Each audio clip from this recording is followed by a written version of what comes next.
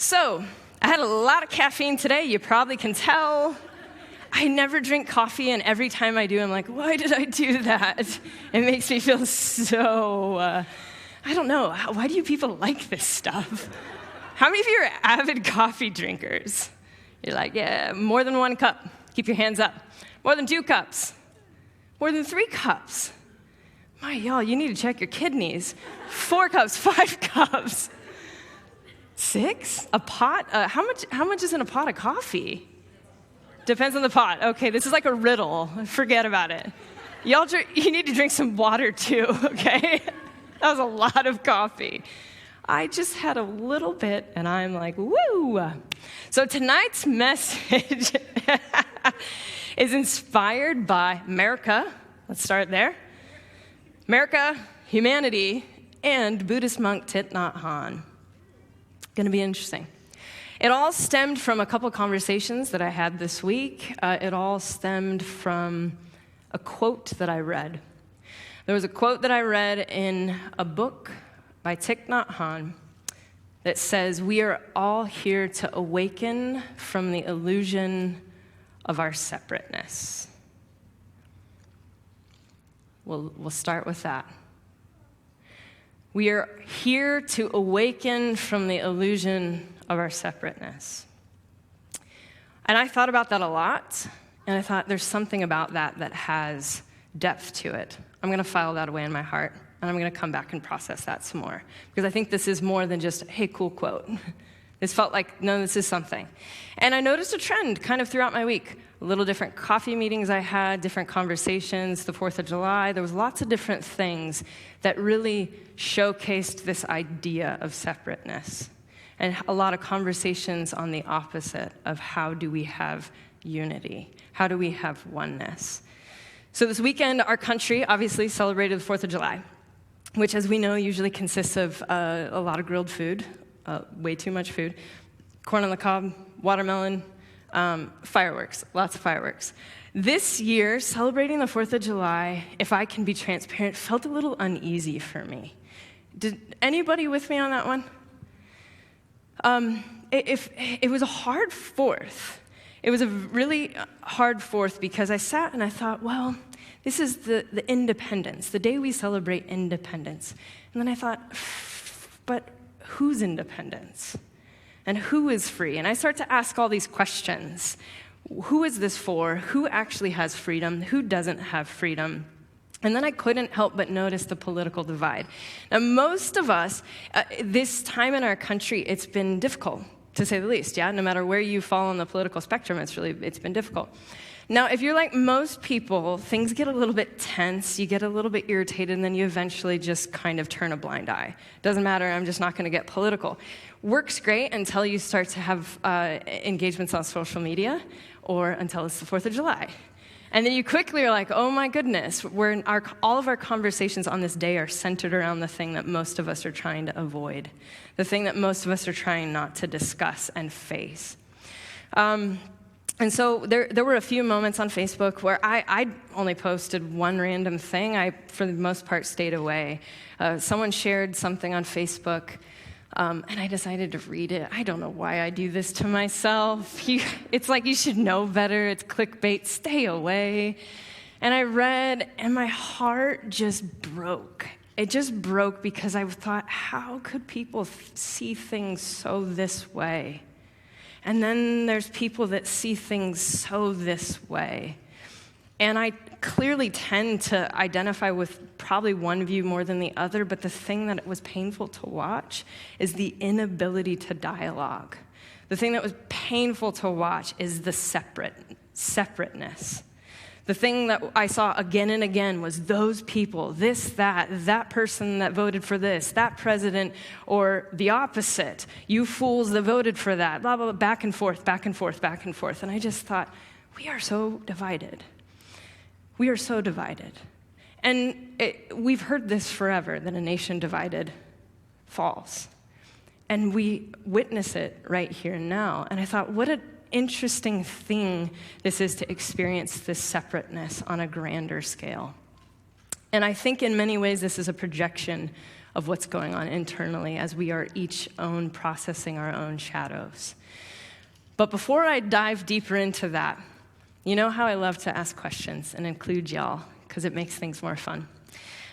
So with all of this kind of landmines, right, verbal landmines, you can't say this, you can't talk about that, there's arguments here, I want to ask the question, and I'm curious, is there's a quote, that's not a quote, it's technically a verse, but I'll quote it, in Psalms, where it says, "How good and pleasant is it when God's people live together in unity." And I thought about this idea of Psalms, this thing David is saying is really the same thing that Thich Nhat Hanh is saying, this idea of unity and this idea of separateness and how we need unity. And so with that in mind, that unity is really the goal, right? We know that. Unity really is the goal. Togetherness is the goal. Oneness is the goal.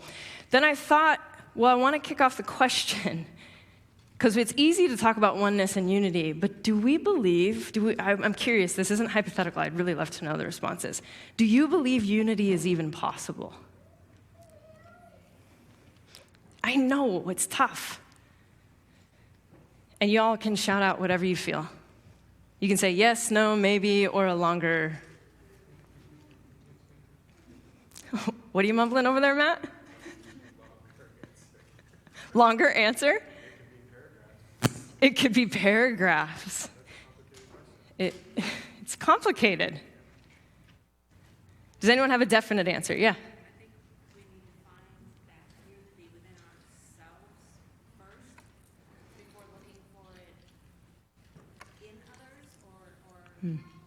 Expecting it or asking anybody else. Notice it in me first. Okay, so for those watching on live stream that can't hear, Taylor said that in order to have the unity, we need to have unity within ourselves first. So it starts here before we can start trying to accomplish that with other people, okay? Anybody else? Do you think that unity is even possible? What do you mean by unity? Great question. We're all unified, we're all human, we all have fears, we all have things that we love. But when I fear and I love something different than you, when my ideas are different than yours, Matt talked in the worship song, he talked about, are we unified? Can I see myself in the face of my enemy? Can I understand that they have fears, they have pains that are driving them? That's the hard part about unity. What do you mean when you say that? Great question. So Jen says, what do you mean by unity? You're actually touching on a great point that I think we need to talk about, is unity is not the same as conformity. Not at all. And I think we get in our minds this concept that unity means we all have to think alike. False. Impossible. If that's unity, the answer is no. Yes, exactly. The answer is no. If unity looks like absolute conformity and absolute everybody is the same, uniformity, that is, it will never happen.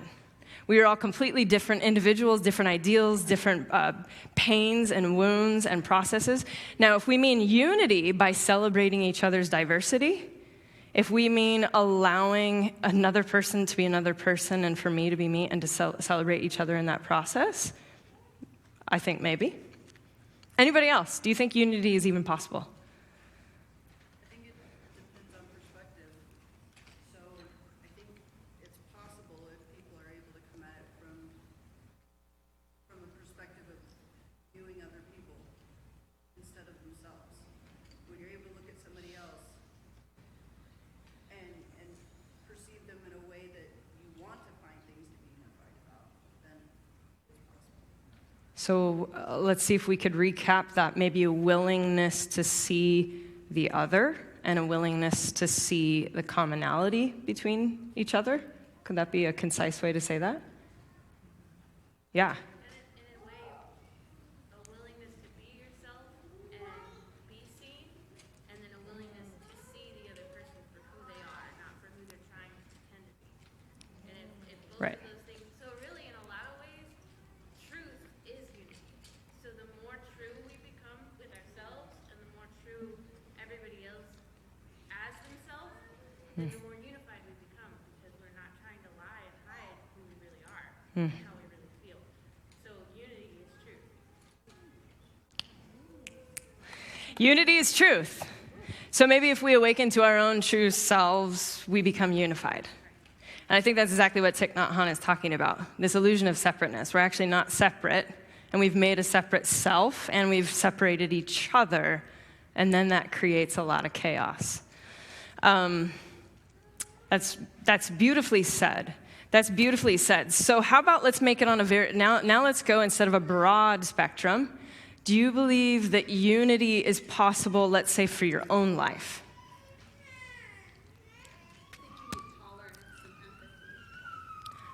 Tolerance and empathy.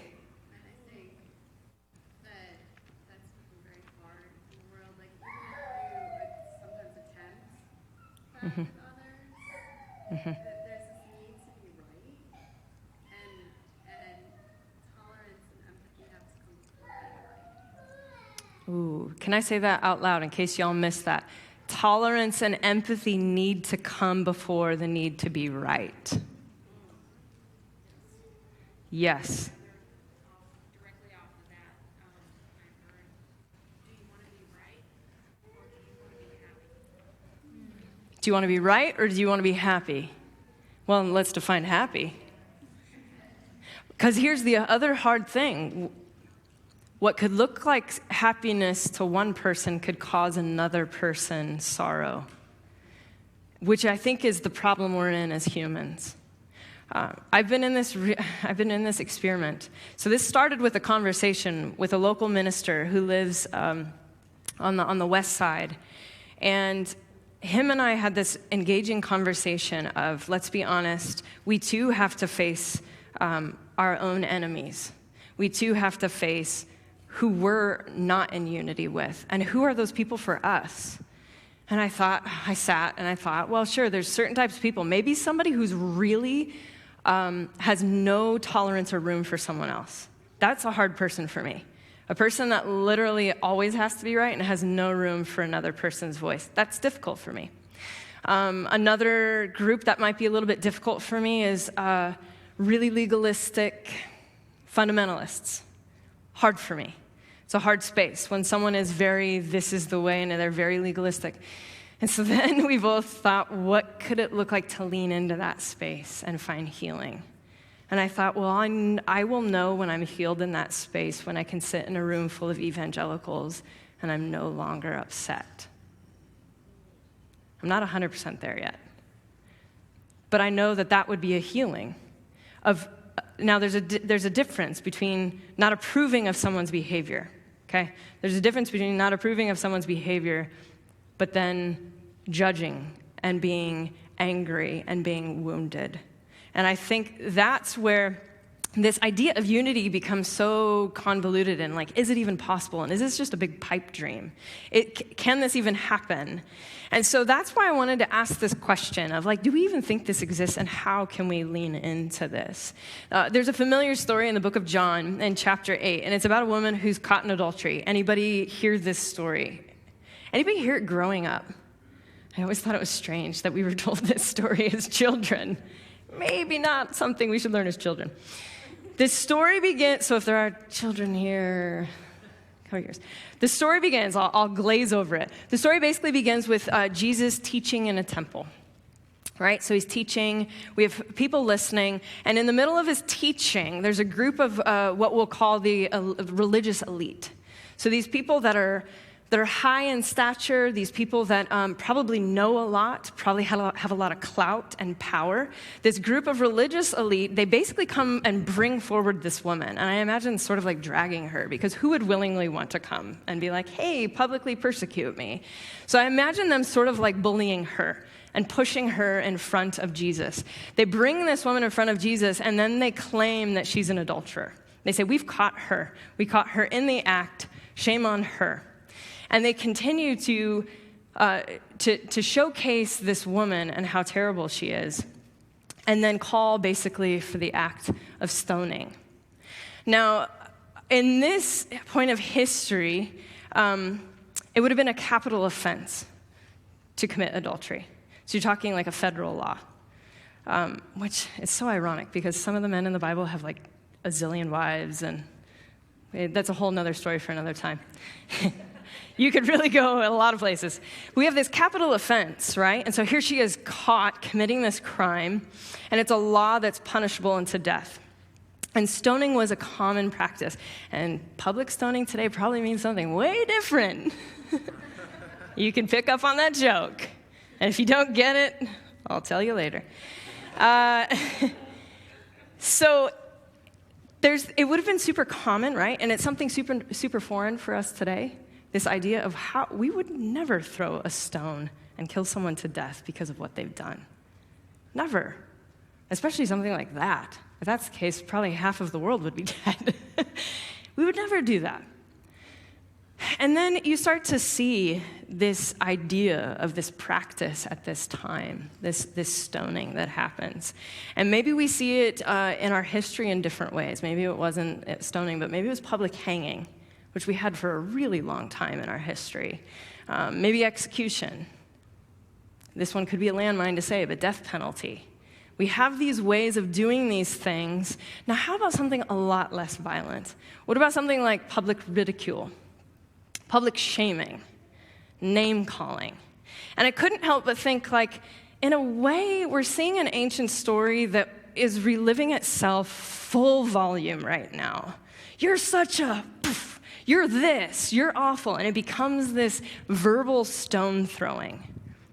And that's what we've engaged in. I'm better than this person. Look at what they've done. Let's stone them. The hard thing is when what that person has done isn't a great thing. Because we can think of some people where we go, actually, that isn't a good behavior. But there's still this elevation of self. I am better than this person. Let's stone them. I am better than this person. Let me claim some things and yell some things and rant. All the while, maybe I'll also do it privately from my keyboard, which is really easy to do. Really easy to do, this public stone throwing of this us versus them, me against you. This stoning, this proverbial, if we want to talk about that proverbial stone throwing. It's unity replaced by what I would say is individuality. Me and mine, and you and yours. Now I know politics, no one ever likes to talk about politics and religion, and I understand that. I genuinely do. But when we talk about politics in a different way, I've said this before, but in more or less the policies in which we live and how that affects all of humanity, I start to think, how would it look if we lived and voted and treated people in a way that wasn't just our own vote, but how that affects the sum of the whole? That's hard. That's hard because sometimes it might be a little compromise. It might be like, that's not entirely what I want, but I actually know this is better for the greater good. That is so hard. That is so hard and I'm preaching to the choir. That's really hard to be like, I don't know that that's totally my desire, but I also see the ways in which this affects so many. And you see this unity replaced with individuality, which again, Thich Nhat Hanh says we are to awaken from our illusion of separateness. Because our separateness is an illusion. And I know it's hard to imagine, so just hear with me, because I'm going to kind of just go on a little bit of a rant for a second, or I shouldn't say rant, that sounds negative. I'm just going to take a little verbal walk for a minute. I know that I'm in my body, right? And you're in your body, and you're in your body. We're living separate lives, separate experiences. I have my own thoughts, my own feelings, my own life. And yet there's something deep within me that knows that we're all manifestations of the divine. There's something deep within me that knows that there's an interconnectedness. There's something deep within me that knows we're probably more connected and the same than we realize. And so when you lean into that, you start to realize maybe this time that we're in is this what we would call being awakened to that illusion, that we've forgotten. Now I want to lean real quick into the Genesis poem, because you're going to go, how in the world does all this make sense and matter? So the Genesis poem, if you're familiar with it, and I do call it a poem because scholars would call it Hebrew poetry, right? So we have this poem that starts straight out the gate with a story of separateness. So the first separation is between who and who, would you say? There's no necessarily right or wrong. Between humans and God, okay? That's sort of this first idea. I'm not saying, we'll leave that there. So we have this story of this separateness as it's been told. This poem as it's been told, that the first thing that happens is humans are here, humans are on earth, humans are created, and then you have this idea of, wait a minute, me and the divine, we're now separate. We're now separate entities. And there's this lie that I'm going to believe this lie, we're separate. Then you have this second thing that happens, another type of separateness. Does anyone know the first violent crime that was committed in Genesis? Cain and Abel. So you then have another type of separateness. Now this separateness is not you and the divine, it's you and your brother. And you see this continual, and I thought this is so obvious, and I don't know that I've seen this before, that you have this narrative straight from the get-go of this divine spark bursting itself out into creation, creating all the things, and then the things forgetting that they're one. And they forget, oh yeah, I'm part of this original source. I'm part of you. I'm part of God. I'm part of it all. Now it's just me and my. And we start to develop what many would call the ego. We start to develop this other thing that masquerades as me. And it's just a different kind. It's an illusion. It's not really who I am. And so if you're kind of like, what does this mean? How about, let me give you a quote, because I think we can go back to this idea of when we create this separate self, we forget and we start to identify with, I'm Angie, I'm the pastor. I'm Angie, I'm the graphic designer. I'm Angie, I'm this. Those are all great. Those are parts of who we are, parts of who we are in our identity in this body. We forget there's a bigger truth behind that. I'm Angie, and I'm part of the human race, which is a part of you, which is a part of you, which is part of this planet, which is part of love, which is part of God's creation. And so when I think Jesus talks again, one of the things he talks about most in the Bible is the kingdom of God. And he talks again and again and again about bringing it here on earth and having this repair, if you will. And I start to see this idea of what if this repair is awakening to our illusion of separateness? What if this repair is wait a minute, we're fighting against each other, but why? Because we believed a lie a really long time ago, somewhere within who knows what, we believed a lie that we're not supposed to be for each other. There's a quote that I love, but in her latest book, Michelle Obama writes, it's hard to hate people up close. It's hard to hate people up close. Brene Brown says something really similar, so similar that I don't know who wrote it first, to be honest. I looked at the credits. I don't know if Michelle Obama said it first or Brene Brown, but they're both awesome, so we'll give them both credit. Brene Brown said, people are hard to hate close up, move in. Speak truth to, well, there's children here, so I kind of bleeped it out. Be civil, hold hands with strangers, strong back, soft front, and wild heart. There's something that happens when we go from, you're a fool, you make me this, I'm better than you. How could you even vote that way? How could you think that way? You're such a fool, to putting the stone down and actually getting up close. And doing a harder thing. Tell me why you did that. So, listen, I'm actually having a hard time. I do disagree with you. Tell me why you voted that way. I'd love to hear your process. Hard. I'm hearing a lot of people like, I don't know that I can do that. Yeah, I don't know that I can do that either. This is why we're talking about it. Or let's take it out of the political thing. When someone does something and you're like, I really don't like that they act this way, or their faith is so strange, their spirituality, their religion, they're this, they're that. And leaning in and going, what would it look like to just sit and try to understand this human? What would that look like? Maybe somewhere along the line I could figure out, oh, this actually makes sense in your world. I'm not saying it's the healthy decision, but it makes sense considering where you were raised, where you came from, your experiences, the narratives you've been told, what has been handed to you. Of course, this is your outcome.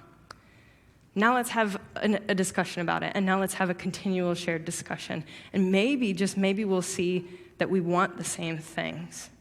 We're approaching it very differently. And instead, we're othering each other. if that makes sense. So people are hard to hate close up, unless it's, I was about to make a joke, I was going to say unless it's, I don't know, your family, which is usually sometimes the case. So what I want to know, One Church, is will we choose to lean in and do the hard work? Because I think that when you fight violence with violence, the only equation is violence. When you fight verbal attacks with verbal attacks, the only thing that results is verbal attacks. When you fight intolerance with intolerance, you just get intolerance. And so this situation we're in requires a third way. And it's the harder way. It's the harder way. The ego really loves to argue. It really loves to be right. It really loves to be like, you're an idiot. Why would you ever say that thing? It loves that. It's the harder thing to say, okay, you and I, when I look into your face, as that song says, when I look into the face of my enemy, I actually see my brother. I see a kindredness. Even though I don't understand you, even though you may make me hurt or my blood boil, but there's something in the root of you that's in me. And with that same thought, the something that's in them is in me, we have to also realize the same behavior that's in them resides in us. Now, that is hard. We want to project our shadow onto something else. We want to say, again, those people, that group of people, this person. Again, this is not supporting someone's behavior, okay? So I don't want you to get those views mixed up. What I'm not saying go ahead and advocate for everyone being totally horrendous. Not at all. I'm saying I think there's many, many times where we need to lean in and realize that a lot of these issues are more complex. And we also need to realize that that same shadow that's in them is in us. And the same goodness that's in them is in us. And are we willing to do that work? Will we choose to see our oneness, or will we keep believing this lie? Will we keep believing a lie, an illusion of separateness? There's a Zen phrase that says, a fool sees himself as another, but a wise man sees others as himself. And that's hard. Does anyone feel that's hard to do? Got a few people? It's hard. It's super easy with people I really like. I hear some laughter, but it's true. It's super easy with people maybe I don't even know, but we at least sort of are on the same page. It's really, really hard to see others as myself when the other is someone that persecutes, when the other is someone that hates, when the other one is the other that judges, when the other is the person that punishes, persecutes, and alienates groups of people. How do I see myself in that? That's hard. And what does it look like to repair? What does it look like to have deeper, engaging conversations to repair that? And when I think you see a society kind of go off the rails and you see a certain type of behavior, history proves itself because history does repeat itself again and again and again. You often get to this polarizing chaos and then usually a war. And it's only after that there tends to be some sort of a peace. And I'm like, is it going to require war to have peace? The problem is I would love to be saying this to other people that disagree with me. That's the problem. I have a feeling most of you in here are like, this is hard work, but I probably think I would try to do this. It's hard to say it to the other people that wouldn't want to even be here, wouldn't want to listen to us, wouldn't engage. Now that is challenging work. But that's the work that I oddly feel called to dabble into. And I told my wife, I said, maybe I need to go attend an evangelical church one Sunday. You're all like, don't do it, it's crazy. Maybe I need to sit down with someone who has extremely opposing views from me. It might be helpful for me to hear where they're coming from. Worst case scenario, it doesn't end well, and well, I'll never do that again. So I want to leave you with a question, and we're going to have a little bit of a question for a minute. So how do we, because I know when talking about unity and oneness, again, it can all sound like this beautiful, perfect roses and ponies pipe dream. But yet, there's part of us that believes it exists. Why else do you keep working towards hope? Why else do you keep working for social justice? Why else do you keep working in your faith or in your practice? It's because there's a part of you that not only wants that for yourself, but you want to be a part of this evolving help of humanity. So there's a part of us that believes in it. And so how do we create spaces where people, and this is the question, can come together to talk, listen, and share stories and ideals to build stronger communities, even when people might not agree or share the same history or perspective? So how do we create spaces for that? I'll shorten that. How do we create spaces for people to share differing perspectives in a healthy way? Anybody have any thoughts? You teach ways to listen with respect. Like you asked us to do when we had discussions like we did 2 weeks ago. You listen, you hold space, whether you understand it or not. Try to hold space for the other. Okay. So in case you didn't hear, what Jen is saying is really true. You're really, it's how it's set up, right? So it has to be set up in a way that you are taught to respect and hold space for that discussion, even if you don't agree. Oh, that's hard. What do you think those spaces would look like?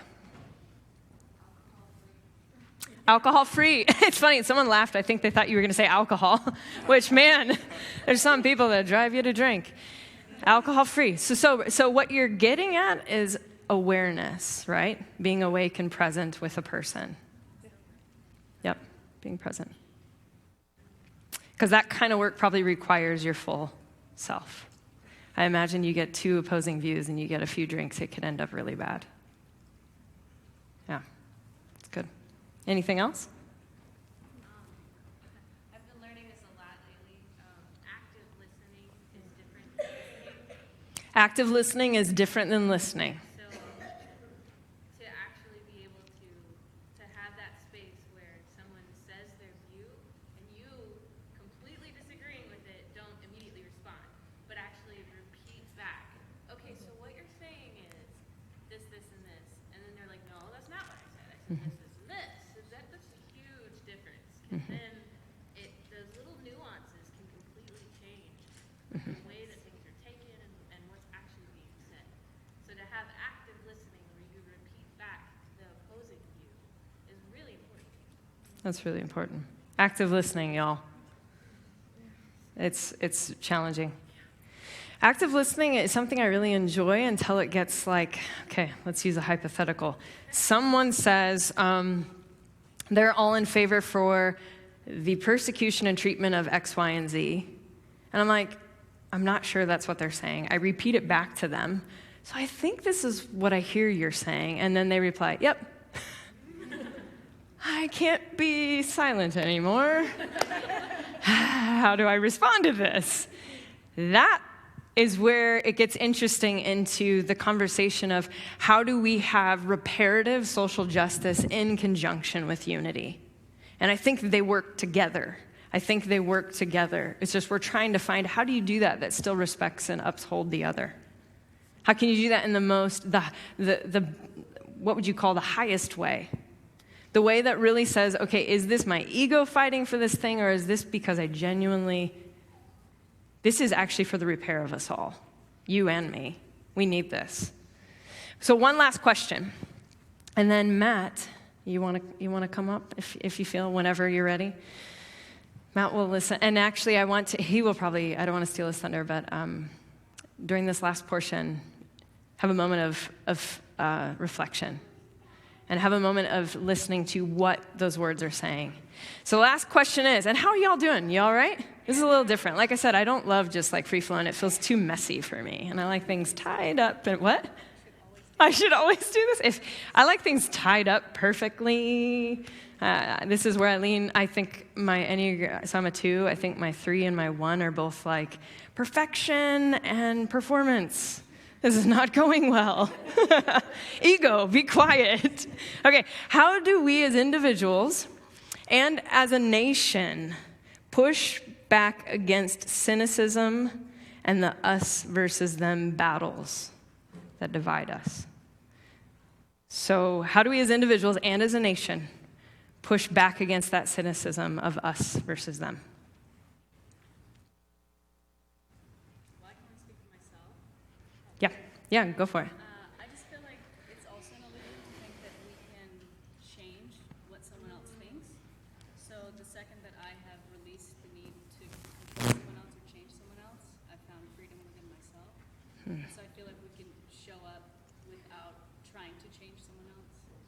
Then it just changes the whole environment and energy of the room. Okay. So releasing the need to change or control someone else. See, because that's the hard work. The person that might be the persecutor, of course we want to change that. Because what we want them to stop doing the thing they're doing. Well, yes, that's why we have a legal system. Those things should stop. But change, we can't, let's be honest, we can stop the behavior by locking people up or doing X, Y, and Z. We can't cause change. Change has to be something we do on our own. That is hard. That's good. That's really good. Anyone else? I'll repeat it again. How do we as individuals and as a nation push back against that cynicism, the us versus them? You were about to say something. Yeah. What we're talking about is illusion. So what we're talking about is illusion. So, like, they say that yoga isn't about bringing you back to the truth of yourself. It's removing all of your obstacles, preventing you from seeing the truth of who you are, which is love. So if we're in this illusion of separateness, the separateness isn't real. So we have to make peace with all of the places in which we've allowed ourselves to feel separate. We have to dissolve those barriers that, reinforce the idea and the illusion that we're separate. We're born into amnesia. We forget the truth of who we are. We forget that we're all one, that we're all connected, that we're all, individuated manifestations of God's source, creator energy, right? I don't know collectively how you do that. I personally don't know if I haven't seen it for millennia, for humanity. Like, we don't have evidence that you know how to wake people up out of that amnesia, that they're separate, to not treat each other like themselves, and to not see that you are me, Yes. and I'm you. Yeah. Like, you and I, it's easy. We look like sisters. Haircut. But yeah, like, how do I feel that way about Trump or Hitler or whoever, Yes. Oh man, next time I will come prepared with a mic, because when we get in these deep ones, and there's some really great nuggets, y'all missed it. I will try my best to summarize that really well put thought process. This idea that even that the illusion of separateness, even that idea of separate, all of it is an illusion, because we have been born into amnesia.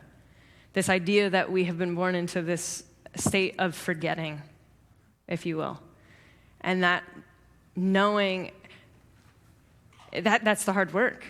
That's the hard work, that we have literally stepped into this constant state of amnesia.